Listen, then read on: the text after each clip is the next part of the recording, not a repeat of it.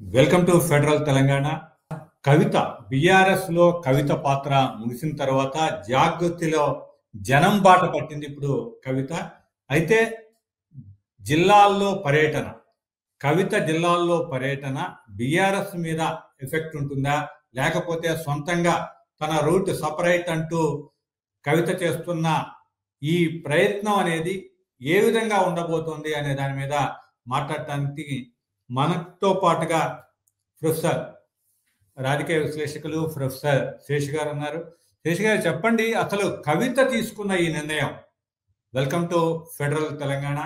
ఇప్పుడు కవిత తీసుకున్న ఈ నిర్ణయాన్ని ఏ విధంగా చూడొచ్చు? అంటే జనంలోకి వెళ్ళి దీనివల్ల బీఆర్ఎస్కి ఎఫెక్టా, లేకపోతే తాను సొంతంగా కాళ్ళ మీద నిలబడటానికి చేస్తున్న ప్రయత్నమా? దీన్ని ఏ విధంగా చూడాలి? గతంలో ఉన్న వాటిని, పర్యటనలు కానీ మిగతా నేతలు చేసిన పర్యటనలు పోల్చి చూస్తే. ఫెడరల్ టీవీ ప్రేక్షకులకు స్వాగతం. కల్వకుంట్ల కవిత బీఆర్ఎస్ పార్టీ నుంచి సస్పెండ్ అవుతారనే ఎవరు ఊహించలేదు. బట్ ఆ పరిణామం జరిగిపోయింది. జరిగిపోయిన తర్వాత పార్టీకి, తనకి, కుటుంబానికి, తనకి బాగా దూరం జరిగినట్లుగానే మనకి కనపడుతుంది. గతంలో జరుగుతున్నటువంటి పరిణామాలు, ఇప్పుడు చూసినటువంటి పరిణామాలు కూడా అటు పార్టీకి, ఇటు కుటుంబానికి కూడా తను చాలా దూరం జరిగినట్లుగా మనకి స్పష్టంగా అవగాహనకు వస్తుంది. బట్ ఇక్కడ ఉన్నటువంటి ప్రశ్న ఏంటి అని అంటే, కల్వకుంట్ల కవిత ఒక రాజకీయ నాయకురాలు. ఒక పార్టీ నుంచి సస్పెండ్ అయిన తర్వాత తన రాజకీయ భవిష్యత్తు ఎలా ఉండబోతుంది, తన రాజకీయ భవిష్యత్తు ఏ తీరానికి చేరబోతుంది అనేదే కదా ప్రశ్న. కాబట్టి ఇప్పుడు కల్వకుంట్ల కవిత గారు రాజకీయ పార్టీ పెడతారా, లేకపోతే వేరే ఏదైనా పార్టీలోకి చేరతారా, లేకపోతే తాను నిర్వహిస్తున్నటువంటి జాగృతి సంస్థ ద్వారానే అట్టే కాలం రాజకీయాలు చేయలేరు కదా. కాబట్టి ఒక రాజకీయ పరమైన నిర్ణయం తీసుకోవాలి కదా. దసరాకి పార్టీ పెడతారనేటటువంటి ఊహాగానాలు మీడియాలో పెద్ద ఎత్తున వచ్చాయి, కానీ దసరాకి పార్టీ పెట్టలేదు. అయితే ఇటీవల దసరాకి ముందు జరిగినటువంటి బతుకమ్మ పండుగని కూడా గతంలో లాగే చేయటానికి ప్రయత్నం చేసింది. కానీ గతంలో తనకు వచ్చినటువంటి మైలేజ్ గాని, గతంలో తనకు వచ్చినటువంటి పాపులారిటీ గాని మొన్న బతుకమ్మ నుండి రాలేదనేది నా అభిప్రాయం. బట్ బహుశా ఒక్కొక్కళ్ళు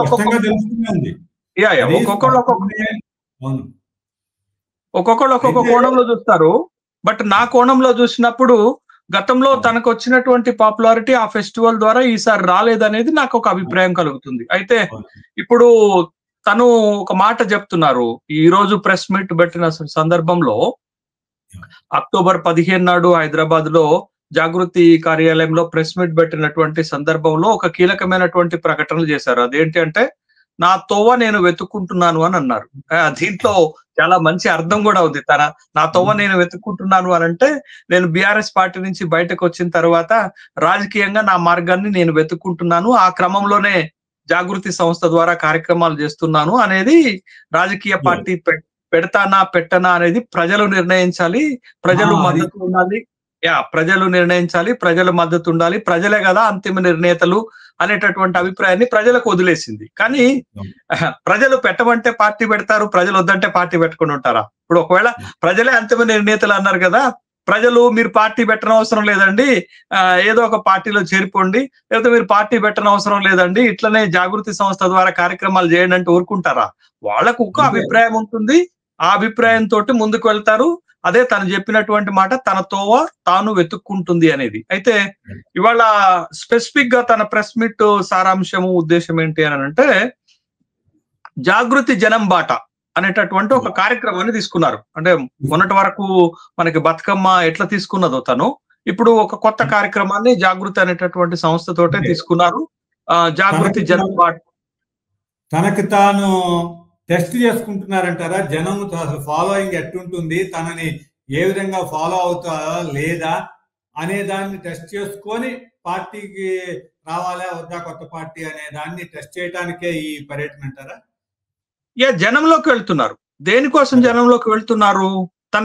తనకి ఎంత ఆదరణ ఉంటుంది, తనకి ఎంత కలిసి వస్తుంది, తనతో కలిసి వచ్చే వాళ్ళు ఎవరో తెలుసుకోవటానికే కదా. మరి ముఖ్యంగా ఇప్పుడు జాగృతి జనం బాట అనేటటువంటి ఒక కార్యక్రమం పెట్టి ఒక 4 నెలల కార్యక్రమాన్ని తీసుకున్నారు. 4 నెలల కార్యక్రమం అంటే చాలా పెద్ద కార్యక్రమంగానే చూడాలి మనం. 4 నెలల కార్యక్రమాన్ని తీసుకున్నారు. ప్రతి జిల్లాలో 2 రోజులు ఉంటారు. ప్రతి జిల్లాలో 2 రోజులు ఉండి ఆ జిల్లాలో తనతో కలిసి వచ్చేటటువంటి వాళ్ళందరితోటి తను కలవాలనుకుంటున్నటువంటి వర్గాలతోటి కలుస్తుంది.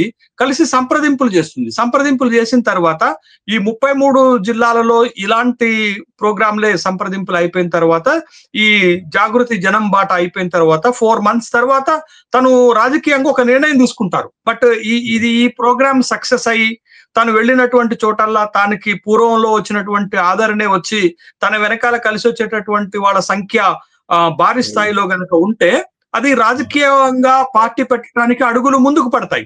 అట్లా కాకుండా తన కార్యక్రమానికి పెద్దగా స్పందన రాకపోతే తను ప్రత్యామ్నాయ మార్గాలను వెతుక్కునేటటువంటి అవకాశం ఉంటుంది. ఏ రాజకీయ నాయకుడైనా రాజకీయాలు చేయకుండా ఖాళీగా ఉండలేరండి.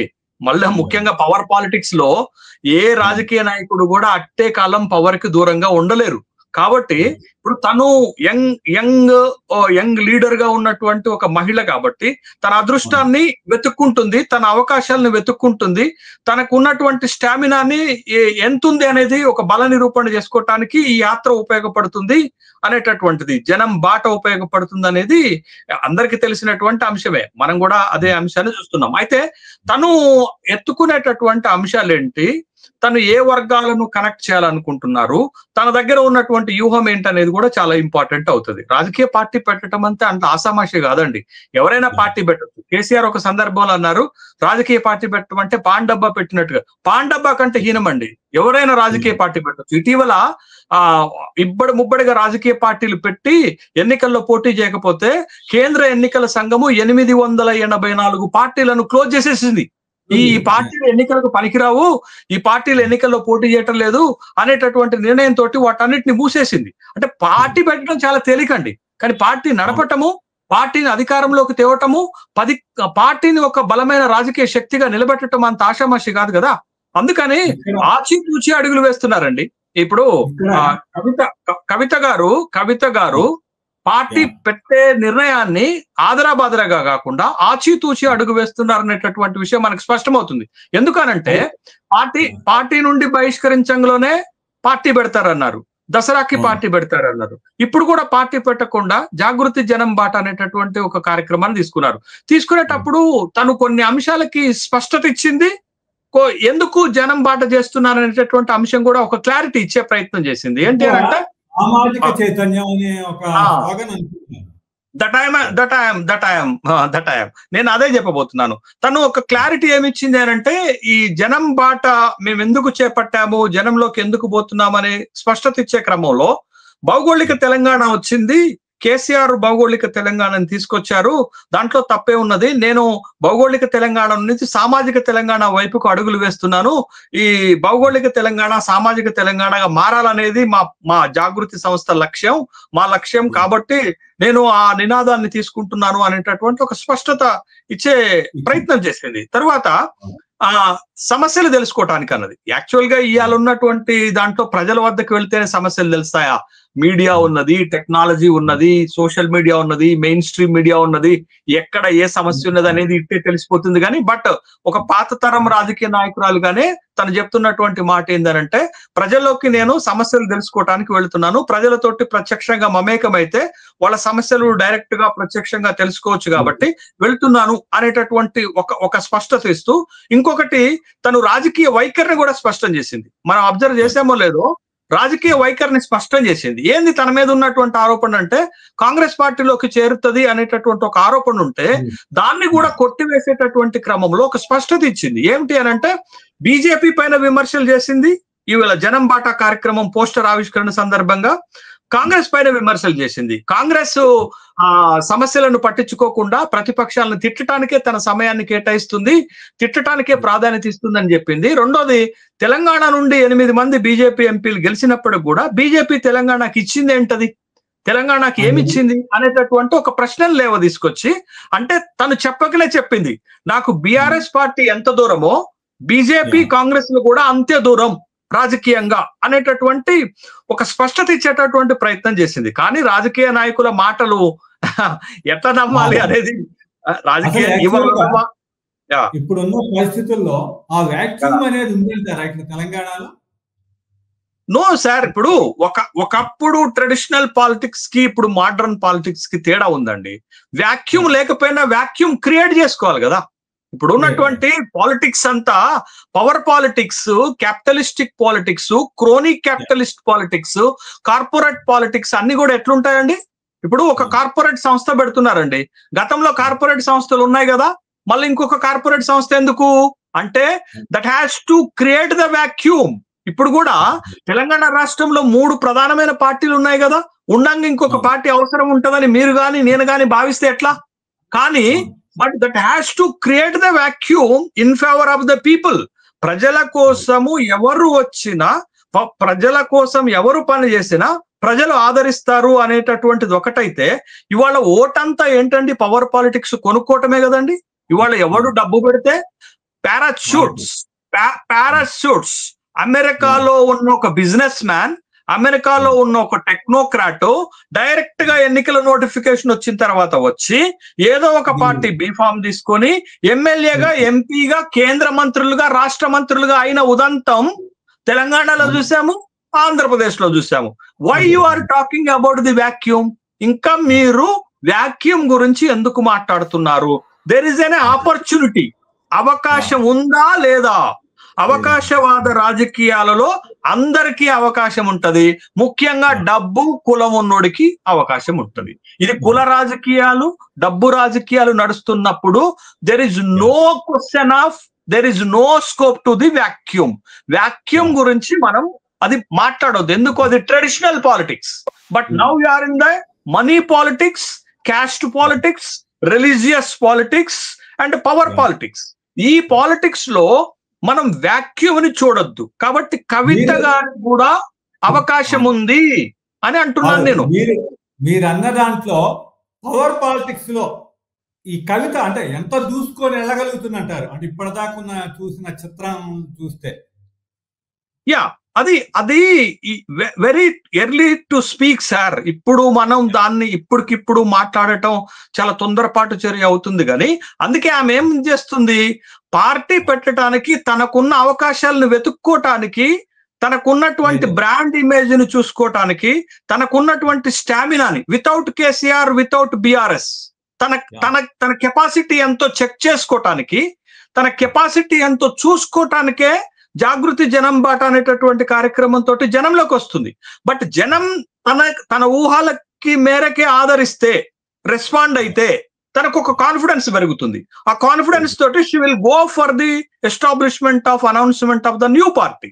ఒక కొత్త పార్టీకి వెళ్ళటానికి అవకాశం ఉంటుంది. అట్లా కాకుండా ఓ పార్టీ పెడితే ఫెయిల్యూర్ లీడర్ గా మిగిలిపోతుంది. గతంలో ఎవరైతే తెలంగాణలో, ఆంధ్ర పాలిటిక్స్ లో ఫెయిల్యూర్ లీడర్లుగా మిగిలిపోయారో వాళ్ళ సరసన ఏమో చేరిపోతుంది. అందుకే తొందరపడట్లేదు అనేది నాకు అనిపిస్తుంది. బట్ తను చెక్ చేసుకుంటుంది, ప్రతి అంశాన్ని తను చెక్ చేసుకొని చూసుకుంటుంది. It's a clever move. ఒక విధంగా కల్వకుంట్ల కవిత గారు పాలిటిక్స్ లో అడుగులు ఒక క్లెవర్ మూవ్ తో వేస్తున్నారు అనేది నాకు అనిపిస్తుంది. తొందరపడి నిర్ణయం తీసుకొని తొందరగా పార్టీలు పెట్టి ఫెయిల్ అయ్యే బదులు బట్ తన స్ట్రెంగ్త్ ని చెక్ చేసుకుంటుంది అనేది నాకు కలుగుతున్నటువంటి అభిప్రాయం. ఆ స్ట్రెంగ్త్ చెక్ చేసుకునే క్రమంలో తనపై ఉన్నటువంటి అన్ని ఆరోపణలకి సమాధానాలు ఇస్తుంది, ఒక క్లారిఫికేషన్ ఇస్తుంది. రెండోది, ఇప్పుడు మనం ఇంకొకటండి, ఇప్పుడు జాగృతి జనం బాట అనే పోస్టర్ ను ఆవిష్కరణ చేస్తున్నప్పుడు ఓ చిన్న మైన్యూర్ అంశాన్ని కూడా టచ్ చేసింది. ఏంటది? పోస్టర్ లో మీకు తెలంగాణ తల్లి విగ్రహం, పోస్టర్ లో ప్రొఫెసర్ జయశంకర్ సార్ ఫోటో మాత్రమే ఉన్నాయి. వాట్ అబౌట్ యువర్ ఫాదర్ అనేటటువంటి ఒక క్వశ్చన్ కి తనే సమాధానం చెప్పేసింది. ఏం చెప్పింది? Father is blood related. But politics కి వచ్చేసరికి ఫాదర్ ఒక కీలకమైన రాజకీయ పార్టీకి ప్రెసిడెంట్ గా ఉన్నారు. బట్ టెక్నికల్ గా కూడా పెట్టుకుంటే ఇబ్బంది అవుతుంది. కాబట్టి ఆ టెక్నికల్ ప్రాబ్లమ్ ని తను ముందే అంచనా వేసి తను ఒక క్లెవర్ గా ఆన్సర్ చేసింది. ఏం చేసింది? నన్ను వెళ్ళగొట్టినటువంటి పార్టీకి నా తండ్రి అధ్యక్షుడిగా ఉన్నాడు, నాపై కుట్రలు చేసినటువంటి పార్టీకి నా తండ్రి అధ్యక్షుడిగా ఉన్నాడు, కాబట్టి ఆ పార్టీ అధ్యక్షుడి ఫోటోని నా పోస్టర్ లో పెట్టుకుంటే నాకు ఇబ్బందులు వస్తాయి, కాబట్టి నేను పెట్టుకోవడానికి సాహసించట్లేదు. నేను జాగృతి పెట్టినప్పుడు కూడా ఇండిపెండెంట్ గానే నడిపాను, అప్పుడు కూడా కేసీఆర్ ఫోటో పెట్టలేదు అని తను ఎందుకు పెట్టలేదు తను సమర్థించుకునేటటువంటి ప్రయత్నం చేసింది. కానీ వాస్తవం ఏంటి అని అయితే ఇక్కడ ఇంకో కీలక అంశం. ఇప్పుడు ఈ పర్యటనకు వెళ్ళినప్పుడు తనకు పరిచయం ఉన్న వాళ్ళు అంటే ముందు నుంచి బీఆర్ఎస్ పార్టీయే కాబట్టి బీఆర్ఎస్ లీడర్సే వీళ్ళే కొంత ఉంటుంది, పరిచయం ఉంటుంది. వీటన్నిటిని కూడా అంటే దీన్ని యాత్రను అడ్డుకోవటానికి బీఆర్ఎస్ ఏమన్నా నాయకులు ప్రయత్నిస్తారా? అడ్డుకునే అవకాశం ఉంటుంది అంటే అడ్డుకోవడం అంటే అట్లా కాదు, వాళ్ళకి ఇండైరెక్ట్ గా సంకేతాలు పంపుతారా, మీరెవరో పాల్గొనొద్దు, మీరు అసలు ఏం చేయొద్దు అనేది, అలాంటిది ఉంటుందా? యా, మీ మీ మీ ప్రశ్నకి ఒక 2-3 సమాధానాలు ఉన్నాయండి. ఒకటి, కవిత విషయంలో బీఆర్ఎస్ పార్టీ చాలా జాగ్రత్తగా వ్యవహరిస్తుంది, very carefully handling the matter. ఎందుకనంటే ఎక్కడ కూడా తప్పితే, బ్యాలెన్స్ తప్పితే అది పార్టీకి నష్టం జరుగుతుంది అనేటటువంటి ఒక అభిప్రాయం ఉంది. మళ్ళీ మహిళ కాబట్టి, మళ్ళా కేసీఆర్ కూతురు కాబట్టి పార్టీ చాలా జాగ్రత్తగా చూస్తుంది. కవిత ఎన్ని విమర్శలు చేసినా మీరు బీఆర్ఎస్ పార్టీ నుంచి ఎలాంటి విమర్శలు రావట్లేదు. మీరు హరీష్ రావు పైన ఒక విధంగా దాడే చేస్తుంది. ఈవెన్ దో మీరు చింతమడక వెళ్ళినప్పుడు కూడా సిద్దిపేట నా కర్మభూమి, నా సిద్దిపేట నుంచి నా ప్రయాణం మొదలు పెడతాను అని హరీష్ రావు పైన మీకు కాళేశ్వరం ప్రాజెక్ట్ లో జరిగినటువంటి అవినీతి విషయాన్ని మాట్లాడినప్పుడు కూడా ముక్తసరిగా మాట్లాడారు తప్ప ఎక్కడ కూడా కవితని కండెమ్ చేసినట్టుగా, కవిత ఆరోపణల్ని తోసిపుచ్చినట్టుగా, ఎక్కడ సీరియస్ గా మాట్లాడినట్టుగా లేదు, విమర్శలు చేసినట్టుగా లేదు. అది వాళ్ళు తీసుకుంటున్నటువంటి జాగ్రత్త. రెండోది ఏంటి అని అంటే, బీఆర్ఎస్ నుండి కవిత వైపుకి ఎవరు వెళ్లకుండా జాగ్రత్తలు తీసుకుంటున్నారు, అంతవరకు సక్సెస్ అయ్యారు. మూడోది ఏంటి అని అంటే, కవిత పార్టీలో ఉన్నప్పుడు కూడా తన ఓన్ ఎస్టాబ్లిష్మెంట్ గా జాగృతిని ఎస్టాబ్లిష్ చేసుకుంది. జాగృతిలో కూడా కీలకమైనటువంటి వాళ్ళని బీఆర్ఎస్ వైపుకు తిప్పుకోవటంలో బీఆర్ఎస్ పార్టీ సక్సెస్ అయింది. అంటే జాగృతిలో ఉన్న కొద్దిపాటి గుర్తింపు కలిగినటువంటి లీడర్, ఉదాహరణకు రాజారాం యాదవ్ లాంటి వాళ్ళు, సాగర్ లాంటి వాళ్ళు, వీళ్ళందరినీ బీఆర్ఎస్ పార్టీ తన వైపుకు తిప్పుకోగలిగింది.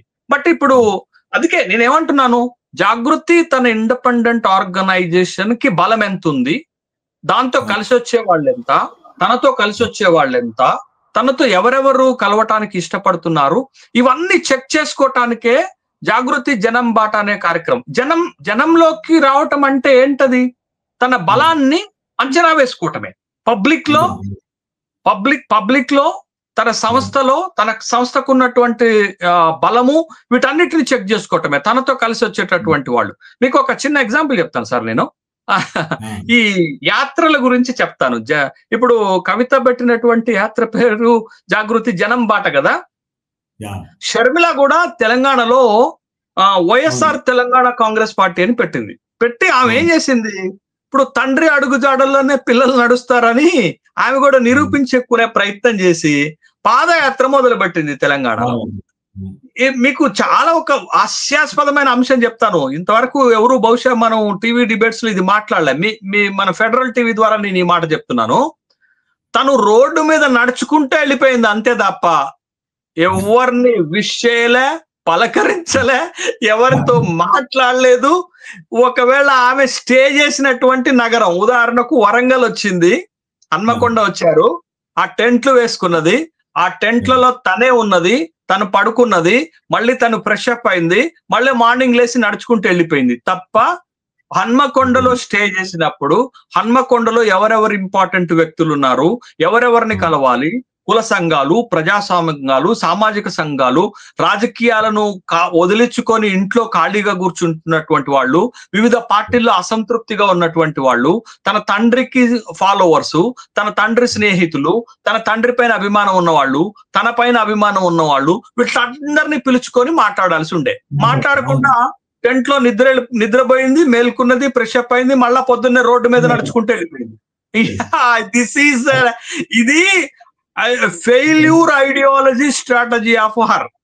బట్ అట్లా కాకుండా మీరు పబ్లిక్ లో ఇంటర్వెన్షన్, పబ్లిక్ లోకి కలవటం, తర్వాత ఆ నగరంలో ఇప్పుడు మీరు ప్రతి జిల్లాలో 2 రోజులు స్టే చేస్తా అన్నారు. 2 రోజులు స్టే ఎందుకు చేస్తున్నారంటే ఆ జిల్లాలో తన బలాన్ని, తనతో వచ్చే వాళ్ళు ఎవరు అనేది తెలుసుకోవటానికి.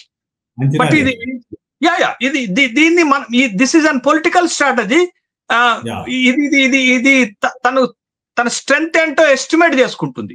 బట్ ఇది ఉపయోగపడుతుంది. బట్ అట్లా కాకుండా షర్మిల లెక్కనే ఈమె కూడా ఒక 2 రోజులు ఆ జిల్లాలో స్టే చేసి వెళ్ళిపోతే వచ్చేటటువంటి ఉపయోగం ఏముండదు. ఎందుకంటే నేను ఎందుకు ఈ మాట అంటున్నాను తెలుసా అండి, 3 బలమైన పార్టీలను తను ఎదుర్కోవాలి. ఇట్స్ నాట్ సో సింపుల్, అంత ఈజీ కాదండి. 2 జాతీయ పార్టీలు, ఒక ప్రధాన రాజకీయ పార్టీ 10 ఏళ్లు తెలంగాణని అప్రతిహతంగా పరిపాలించినటువంటి పార్టీ. It's not so simple. మీరు ఒక ఎస్టాబ్లిష్మెంట్ ఉంది, ఆ పార్టీలకి బలమైన నాయకత్వం ఉంది, లీడర్షిప్ ఉంది, పవర్ లో ఉన్నారు వాళ్ళు. బట్ అంత భారీ స్ట్రెంగ్త్ ఉన్నటువంటి ఆ పార్టీలను ఎదుర్కొని రాజకీయంగా నిలబడి తనను తాను నిరూపించుకోవటం అంటే it's a big task to her.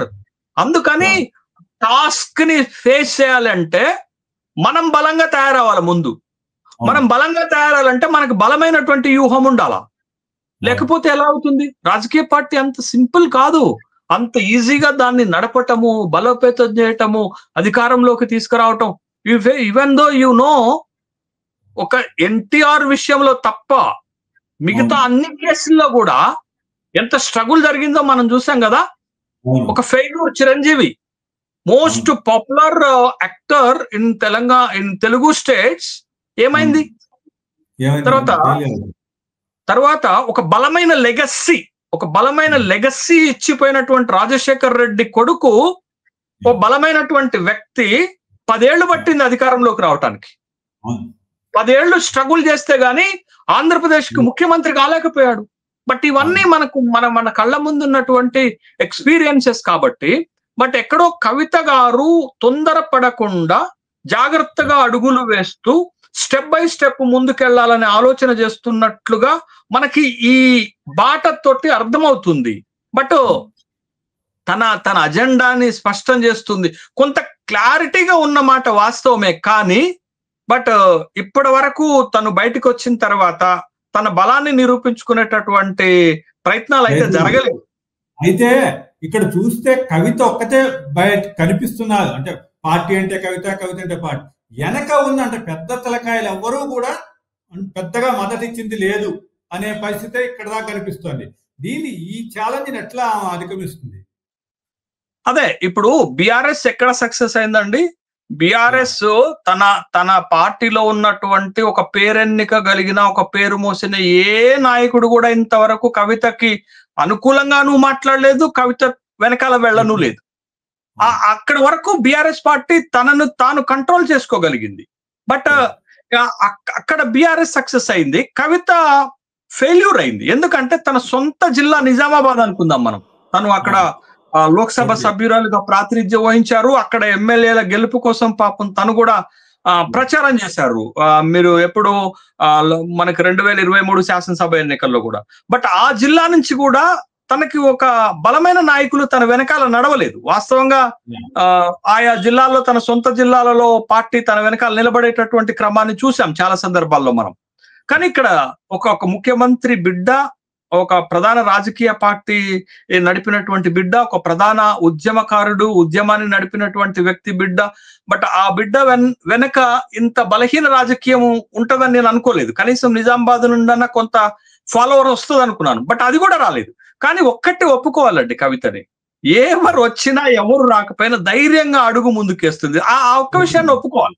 ఇప్పుడు నేను ప్రారంభంలో ఒక మాట, నేను ప్రారంభంలో ఏమనుకున్నానంటే ఇది టీ కఫ్లో తుఫాన్ లెక్క సమస్య పోతుంది, తను బెండ్ అవుతుంది, రాజీ ఫార్ములాకి వస్తుంది, తండ్రి ప్రతిపాదన కాదనకుండా ఉంటుంది, తండ్రి మాట జవదాటకుండా పార్టీలోనే ఉంటదని నేను ఎక్స్పెక్ట్ చేశాను. అంటే నాకున్నటువంటి ఒక ఎక్స్పెక్టేషన్ అది.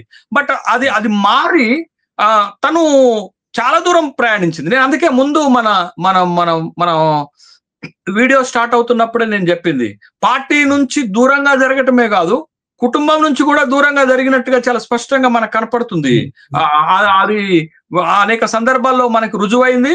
ఇప్పుడు ఆ పోస్టర్ లో కూడా తండ్రి ఫోటో లేదు అని అంటే ఇంకొంత రూఢి అవుతున్నట్టుగా మనకి కనపడటం లేదా? కాబట్టి ఇట్స్ కుటుంబం నుండి కూడా చాలా దూరంగా వచ్చినట్టుగా మనకి స్పష్టంగా కనపడుతుంది. మధ్యలో ఒకసారి చివరి ప్రయత్నంగా కేసీఆర్ భార్య కూడా రాజీ ప్రతిపాదనలు చేసినట్టుగా మనకు కనపడింది. అవి కూడా ఫెయిల్ అయినట్టుగానే కనపడుతున్నాయి కదా ఇప్పుడు. కాబట్టి కవిత ఒంటరి ప్రయాణం చేయటానికి, ఒంటరిగా పోరాటానికి సిద్ధపడ్డట్టు కనపడుతుంది. ఆ ధైర్యాన్ని మెచ్చుకోవాలి. ఒక మహిళ ఆ ధైర్యాన్ని మెచ్చుకోవాలి మనం. బట్ ఫెయిల్ అవుతుందా, సక్సెస్ అవుతుందా, that's left to the time. మనం కాలానికి వదిలేద్దాం కానీ ఓ ధైర్యంగా వెనుదిరగకుండా ముందుకు అడుగులు వేస్తున్నది, దాన్ని ఒప్పుకొని తీరాలి. బట్ అది మీరు ఏ పేరైనా పెట్టుకోవచ్చు, మూర్ఖత్వం అనుకోవచ్చు, లేకపోతే ఇంటలెక్చువాలిటీ లేకపోవటం అనుకోవచ్చు, మొండితనం అనుకోవచ్చు, వాట్ ఎవర్ ఇట్ ఈస్. మనం ఏ పేరు పెట్టుకున్నప్పటికి కూడా రాజకీయాల్లో తెగింపు లేకపోతే నష్టపోతారండి. రాజకీయాల్లో తెగింపు రాజకీయం చేయకపోతే ఇప్పుడున్న పరిస్థితులలో అది బలహీనతగా చూపెట్టబడుతుంది. కాబట్టి మనం చాలా ఒక పొలిటికల్ లాంగ్వేజ్ లో మాట్లాడుతున్నప్పుడు ఆమె పార్టీ పెట్టడానికి స్కోప్ ఉందా అంటే ఎందుకు లేదు, ఎందుకు పార్టీ పెడితే స్కోప్ ఉండదు? ఇప్పుడు అంతెందుకండి. అయితే ఇక్కడ మీరు ఇప్పుడు ఆమె టార్గెట్ చేసేది బీసీలని, యువత బీసీలు అంటుంది. అయితే బీసీలలో ఇప్పుడు తీర్మాన్ వలన ఒక పార్టీ ఇప్పటికే అనౌన్స్ చేసి కూర్చున్నాడు, అంటే ఖర్చు ముందే వేసాడు. ఈ దాన్ని మళ్ళీ బీసీ వర్గాలని ఈమె కూడా ఆకట్టుకోవాలి అనే ప్రయత్నం చేస్తోంది.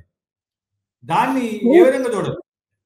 ఇప్పుడు మనం geographical Telangana to social justice Telangana అంటే, సామాజిక తెలంగాణ అంటే ఒక బీసీలే కాదండి.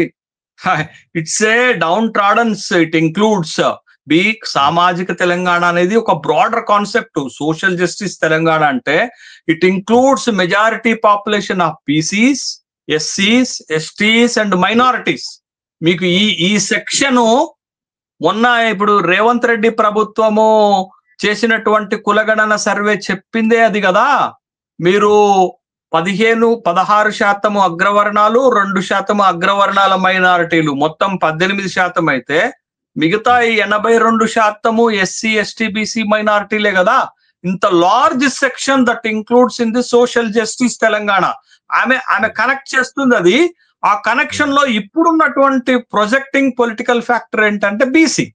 The BCs are suffering in the state లో బీసీలకు రాజకీయంగా అన్యాయం జరిగింది, సంక్షేమ పరంగా అన్యాయం జరిగింది, బడ్జెట్ పరంగా అన్యాయం జరిగింది, అవకాశాల పరంగా అన్యాయం జరిగింది, అధికారం పరంగా అన్యాయం జరిగింది. కాబట్టి బట్ అక్కడ కనెక్ట్ చేస్తుంది. వాళ్ళ వెనకాల నేను కూడా నిలబడతాను అని అంటే ఇప్పుడు ప్రజాస్వామ్యంలో ఎవరు ఏ నినాదమైనా ఎత్తుకోవచ్చు. కవిత అగ్రవర్ణానికి సంబంధించిన కాబట్టి బీసీల గురించి మాట్లాడొద్దు అనేది అక్సెప్టబిలిటీ కాదు. బట్ మనం మాట్లాడతాం, మేము లేమా, మాకు లీడర్షిప్ లేదా, మేము లీడర్షిప్ చేయలేమంటారు. జస్ట్ ఓకే, దాన్ని కూడా మనం అర్థం చేసుకోవచ్చు. కానీ బీసీల గురించి ఎవరు మాట్లాడినా బలమే కదా బీసీలకి. తిరుమల మల్లన్న మాట్లాడినా, కవిత మాట్లాడినా, రేవంత్ రెడ్డి గారు మాట్లాడినా, హరీష్ రావు మాట్లాడినా, కేటీ రామారావు మాట్లాడినా, బండి సంజయ్ మాట్లాడినా, కిషన్ రెడ్డి మాట్లాడినా, రామచంద్రరావు మాట్లాడినా, ఎవరు మాట్లాడినా బలమే కదా. అది అల్టిమేట్ గా బీసీల ప్రయోజనాలే కాపాడబడతాయి కదా. కాబట్టి ఇప్పుడు ఎవరు బాగా పనిచేస్తే, ఎవరు బాగా మేనేజ్ చేయగలిగితే, ఎవరు బాగా పోల్ మేనేజ్మెంట్ చేయగలిగితే వాళ్ళు నిలబడతారు సార్. ఇదంతా పవర్ పాలిటిక్స్ లో. ఇప్పుడు భారతీయ జనతా పార్టీ ఓడిపోయే చోట కూడా గెలుస్తుంది. ఎట్లా? ఒకసారి మనం సర్వేలు కూడా తిరగరాసి ఓడిపోయే చోట గెలుచుకుంటా. మీరు హర్యానా ఎక్స్పీరియన్స్ తీసుకోండి, మహారాష్ట్ర ఎక్స్పీరియన్స్ తీసుకోండి. Almost all Bharatiya Janata party ఓటమి అంచులో నిలబడితే ఎట్లా గెలిచింది? ఎన్నికల వ్యూహాలే కదా, ఎన్నికల పోల్ మేనేజ్మెంటే కదా, పొలిటికల్ మేనేజ్మెంటే కదా, సోషల్ ఇంజనీరింగే కదా. ఇవాళ బీహార్ లో ఏం జరుగుతుంది? మీరు యూ సీ లైక్ దట్. మీరు బీహార్ రాజకీయాన్ని, కేరళ రాజకీయాన్ని, తమిళనాడు రాజకీయాన్ని చూడండి. ఏ ఒక్క పార్టీ ఒంటరిగా పోటీ చేయడానికి సిద్ధపడట్లేదు. విజయ్ కొత్తగా వచ్చినటువంటి సూపర్ స్టార్ విజయ్ టీవీకే కూడా ఒంటరిగా పోటీ చేయడానికి వెనకడుగు వేస్తుంది. కొయిలేషన్ గవర్నమెంట్ ఎస్టాబ్లిష్మెంట్ చేస్తున్నారండి. ఆంధ్రప్రదేశ్ లో ఏం జరిగిందండి? ఆ 3 పార్టీలు కలవకపోతే వాళ్ళకి విజయం వచ్చినా, ఇప్పుడు తెలంగాణలో కూడా ఆ పరిస్థితులు రాబోతున్నాయి. తెలంగాణలో కూడా అలాంటి రాజకీయాన్ని తీసుకురావాలా. మునోపలి ఏంటండి? రాజకీయం అంటే 3 పార్టీలేనా? ఆ 3 పార్టీలు కాకుండా తీర్మార్ మల్లన్న పార్టీ, కల్వకుంట్ల కవిత పార్టీ, ఇంకెవరైనా పార్టీలు వస్తే ఆహ్వానించాల్సిందే. అప్పుడు ప్రజాస్వామ్యం బలోపేతం అవుతుంది. ప్రజాస్వామ్యంలో ఎన్ని పార్టీలు ఉంటే అంత బలమండి. ప్రజల వాయిస్ కదా. Party is the voice of public. కాదు, ఈ తనకు బలాన్ని అదేదో చూసుకొని, ఓ ఇది బాగా ఉంది, కొద్దిగా బలం ఉంటుంది, మన వెనక జనాలు వస్తున్నారు అంటే ఒక పార్టీ పెట్టేసి ఎవరితో అయినా పొత్తు పెట్టుకునే ఛాన్సెస్ కూడా ఉంటాయి. అదే కదా ఇప్పుడు అది that's strategy of the politics. అది వాళ్ళకున్న బలాన్ని మిగతా పార్టీల బలాన్ని యాడ్ చేసుకుంటే సక్సెస్ వైపుకు అడుగులు పడతాయి అనేది కదా ఇక్కడ మనం చూడాల్సినటువంటి అంశం. బట్ ఏది ఏమైనా కవిత గారి పొలిటికల్ మూమెంట్స్ చూస్తుంటే తను తొందరపడటం లేదు పార్టీ పెట్టే విషయంలో అనేది స్పష్టమవుతుంది. ముందు జనంలోకి వెళదాం అనుకున్నారు, ఆ జనంలోకి వెళ్ళేటప్పుడు కొన్ని క్లారిఫికేషన్స్ ఇచ్చారు, కొన్ని నిర్ణయాలు తీసుకున్నారు, ఓ నినాదం పెట్టుకున్నారు. నినాదం ఏంటది? భౌగోళిక తెలంగాణ నుండి సామాజిక తెలంగాణ. తర్వాత తన స్పష్టత ఇచ్చింది ఏంటది? నా తోవ నేనే వెతుక్కుంటున్నాను, నేను ఏ పార్టీకి అనుబంధం కాదు, ఏ పార్టీకి దగ్గర కాదు, దూరం కాదు అనేటటువంటి కొన్ని అంశాలు స్పష్టతనిస్తూ ప్రజల్లోకి వస్తున్నారు. నేను ప్రజల సమస్యలు తెలుసుకోవటానికి వస్తున్నాను అనేటటువంటి ఒక క్లారిఫికేషన్ ఇస్తున్నారు. బట్ ఈ యాత్ర తరువాత తన నిర్ణయం స్పష్టంగా ఉంటుంది. అది పార్టీ పెట్టడమా లేదా తను రాజకీయం చేయాలనుకుంటున్నప్పుడు ఏదన్నా ఒక పార్టీలో బలమైన నాయకురాలుగా ఎదగటమా? తన అవకాశాలు ఇప్పుడు open the doors by her అండి. ఇప్పుడు తన దగ్గర ఆప్షన్స్ ఉన్నాయి. తనకున్న ఆప్షన్స్ ఏంటది? తన బలం ఏంటో చెక్ చేసుకుంటే, తన బలంగా ఉంటే పార్టీ పెట్టడం, లేదు తనకంత బలం లేదు, క్షేత్రస్థాయిలో నిలబడలేను అని అనుకున్నప్పుడు తను ఒక పార్టీలో చేరి ఆ పార్టీలో బలమైన నాయకురాలుగా ఎదగటం. బట్ ఈ రెండు ఆప్షన్స్ ఏదో ఒకటి తీసుకుంటుంది ఆఫ్టర్ దిస్ ఏది జాగృతి జనం బాట తరువాత అనేది నేను అనుకుంటున్నాను. అయితే ఇక్కడ ఇంకో కోణం కూడా మనం ఎందుకు ఆలోచించకూడదు అనేది అనిపిస్తుంది. ఇక్కడ బిఆర్ఎస్ నుంచి బయటకు వచ్చిన తరువాత ఇప్పుడు మీరు చెప్పినట్లు తన టికెట్లు ఇప్పించిన వాళ్ళు ఉంటారు. అంటే ఒక ముఖ్యమంత్రి కూతురుగా లేకపోతే పార్టీ అధినేత కూతురుగా ఉంది, ఇది తన వర్గాన్ని కొంత డెవలప్ చేసుకుంది పార్టీలో, తన పేరు టికెట్లు ఇప్పించిన ఎమ్మెల్యేలు కూడా ఉంటారు. అయితే బిఆర్ఎస్ లోంచి ఎవరిని కూడా ఆహ్వానించకుండా ఆ డైరెక్ట్ స్టేట్మెంట్ కూడా ఇచ్చినట్టయితే నేను అనుకోవట్లే. ఎందుకంటే బిఆర్ఎస్ నుంచి రాండి, నా వెనక రాండి అని. ఇక్కడ బిఆర్ఎస్ ని టచ్ చేయకుండానే బిఆర్ఎస్ కి దూరంగా ఉంటూ మిగతా పార్టీలను పలతం చేయటం అనేది ఆమె వ్యూహం అయి ఉండొచ్చా? మీరంతా బలమైన నాయకురాలుగా కవితను గుర్తిస్తున్నారా తెలంగాణ రాజకీయాల్లో? కవిత అట్లే ఇప్పుడు బిఆర్ఎస్ మైనస్ కవిత, కేసీఆర్ మైనస్ కవిత, అట్లా మీరు చూసిన సందర్భంలో కవిత పార్టీలో ఉండి కొట్లాడటం ఒక ఎత్తు అయితే, పార్టీ బయటకు వచ్చి ఇంత పెద్ద రాజకీయ వ్యూహాన్ని తను హ్యాండిల్ చేయగలుగుతుందని మీరు అనుకుంటున్నారా? తను ఇప్పుడు ఒకటండి, ఇప్పుడు మీకు తమిళనాడు రాజకీయాల్లో ఒక్కొక్క పవర్ పాలిటిక్స్ చూద్దాం పట్టరాదండి. ఎంజి రామచంద్రన్ చనిపోయిన తర్వాత జయలలిత ఎంత స్ట్రగుల్ ఫేస్ చేసింది? ఏఐడిఎంకేలో తన నాయకత్వం ఎదగటానికి తను ఎంత ఇబ్బంది పడింది అనేది ఒక కోణం మనం చూసాం కదా. ఇప్పుడు జయలలిత కూడా ఏఐడిఎంకే నుండి బయటకు వస్తే ఆమెకి ఏమి ఉండదు. ఎంజి రామచంద్రన్ భార్య, ఒక్క నిమిషం, ఎంజి రామచంద్రన్ భార్య జానకి రామచంద్రను ఏఐడిఎంకే నుండి బయటకు వస్తే ఏమైంది? తను ఏఐడిఎంకేలో ఉన్న జయలలిత ఏమైంది? ముఖ్యమంత్రి అయ్యారు, పెద్ద నాయకురాలుగా నిరూపించుకున్నారు. మీరు అందుకే ఈ బ్యాక్గ్రౌండ్, ఈ బ్యాక్ డోర్ పాలిటిక్స్ వ్యూహాలు ఇప్పుడు సక్సెస్ కావు సార్. ఎందుకనంటే the people are very much aware about. ఇప్పుడు మన చర్చ మనం అనుకునేది ప్రజలు ఊహించలేరా? ప్రజలు చర్చించలేరా? టీ స్టాల్స్ కాడ, కిరాణం కొట్ల దగ్గర, కూల్ డ్రింక్ షాప్ దగ్గర ఎంత చర్చ జరగదా? బట్ ఒకవేళ అదే మీరన్నదే నిజమైతే తను రాజకీయ నాయకురాలుగా ఎదగలుగుతుందా? తన రాజకీయాన్ని తానే సమాధి చేసుకుంటుందా? ఇవన్నీ ప్రశ్నలు ఉంటాయి కదా. బట్ ఇదంతా తను పార్టీలో ఉండి బలమైన నాయకురాలుగా ఎదిగే అవకాశం ఉంటది. కానీ ఇంత పెద్ద గలాట, ఇంత పెద్ద గందరగోళాన్ని సృష్టించి బయటకు వచ్చి ఇంత పెద్ద వ్యూహం చేసి, ఇప్పుడు ఓకేనండి, కవిత ఏ పార్టీని వీక్ చేయగలుగుతుందని మీరు అనుకుంటున్నారు? అంత బలం ఉందని అనుకుంటున్నారా? బీజేపీని కవిత వీక్ చేయగలుగుతుందా? కాంగ్రెస్ పార్టీ అధికారంలో ఉన్న పార్టీని కవిత వీక్ చేయగలుగుతుందా? కవిత వెనకాల ఏ వర్గాలు నడవబోతుంటాయి? ఇవన్నీ చాలా పెద్ద బిగ్ క్వశ్చన్స్ కదా. ఇవి కోవర్ట్ రాజకీయాలు చేస్తుంది అని ప్రజలు భావిస్తే తన వెనకాల ఎవరైనా నడుస్తారా? అందుకే నేను అనేది ఏంటంటే, తను ఈ యాత్ర ద్వారా తనకున్న బలాన్ని అంచనా వేసుకుంటది పబ్లిక్ లో. తన వెనకాల వచ్చే వాళ్ళు ఎవరో తెలుసుకోగలుగుతుంది. ఈ రెండుటికి తమ భవిష్యత్తుకి ఆన్సర్ చెప్తాయి. ఈ రెండు క్వశ్చన్స్ తన భవిష్యత్తుకి ఆన్సర్ చెప్తాయి. ఒకవేళ తన వెనకాల భారీ ప్రతిస్పందన ఉంది అని అనుకుంటే, ఇప్పుడు సపోజ్ చింతమడకలో ఓ విధమైన స్పందన మంచిగా వచ్చింది అనుకుందాం, ఏది బతుకమ్మ పండుగ సందర్భంలో. అదే స్పందన అన్ని గ్రామాల్లో ఉంటే తను గో హెడ్ ముందుకు వెళ్తుంది. లేకపోతే పునరాలోచన చేసుకుంటది, తన వ్యూహాలు మార్చుకుంటది. అట్లా మొత్తంగా ఇప్పుడైతే కవిత చేసే ప్రయత్నం అయితే ఏదైతే ఉందో అది మొత్తం కూడా తన బలాన్ని తాను అంచనా వేసుకోవటానికే ఈ పర్యటన, 40 రోజుల పర్యటన భయపడుతుంది. ఇది గుడ్ స్టెప్ గానే చెప్పొచ్చు. ఆలోచించి నిర్ణయం తీసుకుంటున్నది కవిత అంతంలో అయితే ఒక రకంగా ఎలాంటి మార్పు అయితే లేదు. అయితే దీన్ని మన రకంగా ఇది చూసే క్రమంలో కవిత ఏ విధంగా ఇంకా అసలు ఈ భవిష్యత్తు ఏ విధంగా ఉంటుంది అనేది మొత్తంగా ఈ యాత్రే తేలుస్తుంది అనేది అయితే మనం పూర్తిగా అంచనా వేయచ్చు. ఇది థ్యాంక్ యూ శేష్ గారు.